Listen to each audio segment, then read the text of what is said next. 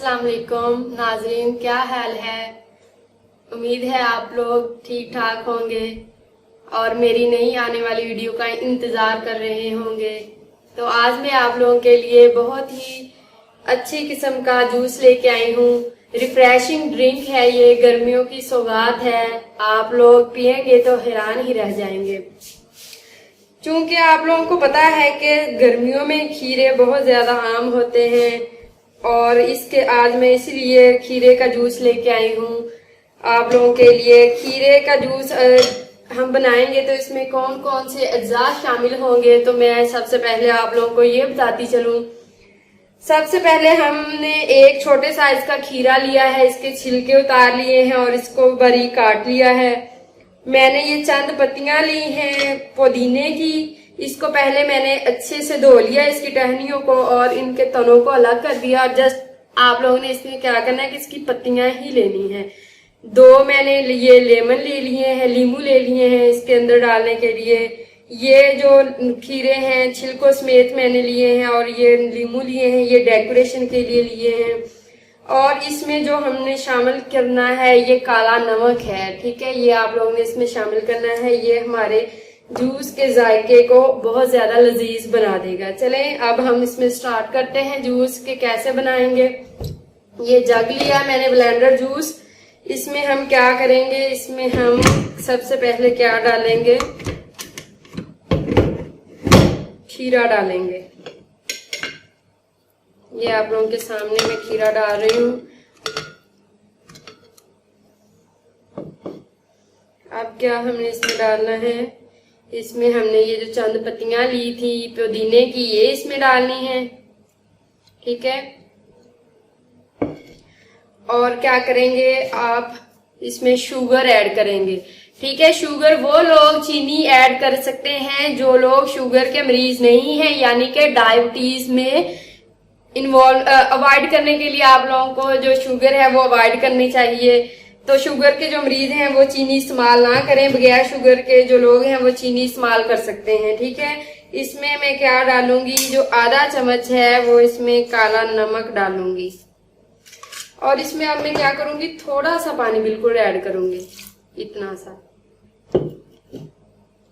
इसका पहले मैं पेस्ट बनाऊंगी। इसका पेस्ट इसलिए मैं ज्यादा पानी इसमें ऐड नहीं कर रही क्योंकि अगर हम इसमें ज्यादा पानी शामिल करेंगे तो जो खीरे के अज्जा है वो वैसे ही बड़े बड़े टुकड़ों में रह जाएंगे। इसलिए मैंने इसमें थोड़ा सा पानी डाला है ताकि ये अच्छे से ब्लेंड हो सके। चलिए स्टार्ट करते हैं।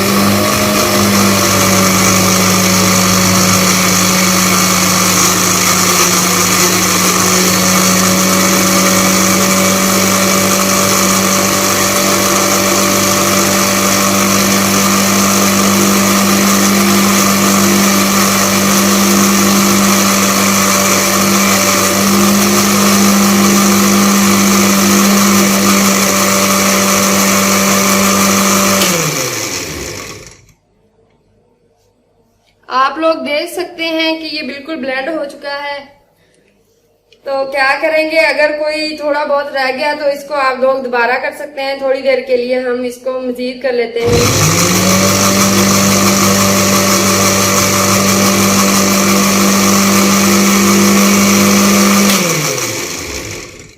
ठीक है, अब मैं इसमें 2 टेबलस्पून चीनी ऐड करूंगी, ठीक है। ये मेरे पास लेमन है, इसके हम बीज रिमूव कर लेंगे, फिर इसमें हम शामिल करेंगे।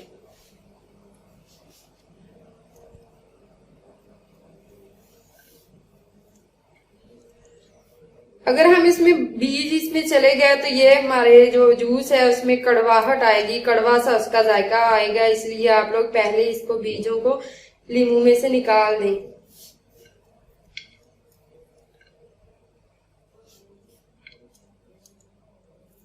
चलें जी, हाथ की मदद से आप इसको निचोड़ लें या फिर लीमू वाली जो मशीन होती है उससे आप लोग इसका रस निकाल सकते हैं, ठीक है।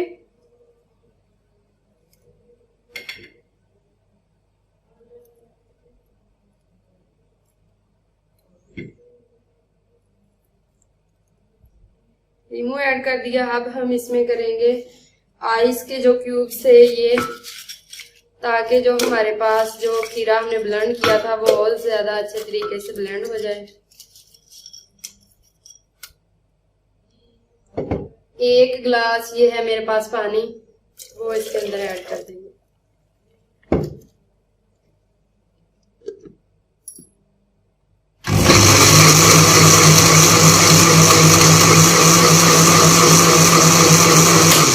चलें जी, हमारा जूस जो है वो बिल्कुल तैयार हो चुका है। अब हम इसको ग्लास में निकालते हैं।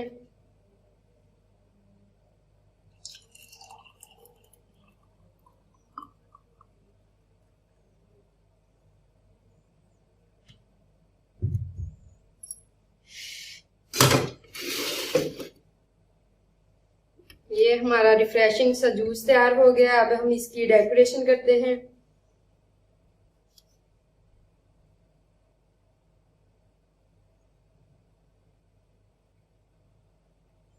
अगर आप लोग चाहें तो 1-2 पीसेस इसके अंदर शामिल कर दें। ये आइस के और क्यूब्स हैं, वो इसके अंदर डाल दें।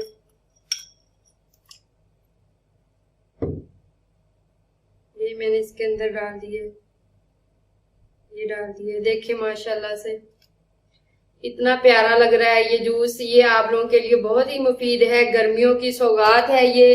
मैदे की अगर कोई बीमारी है, मैदे में गर्मी है, जिगर में गर्मी है आप लोगों के, तो ये जो जूस है ये बहुत ही फायदेमंद आप लोगों के लिए साबित होगा। उम्मीद है आप लोगों को मेरी ये वीडियो अच्छी लगी होगी। लाइक कीजिए, शेयर कीजिए और मेरे चैनल को सब्सक्राइब कीजिए। अल्लाह हाफिज।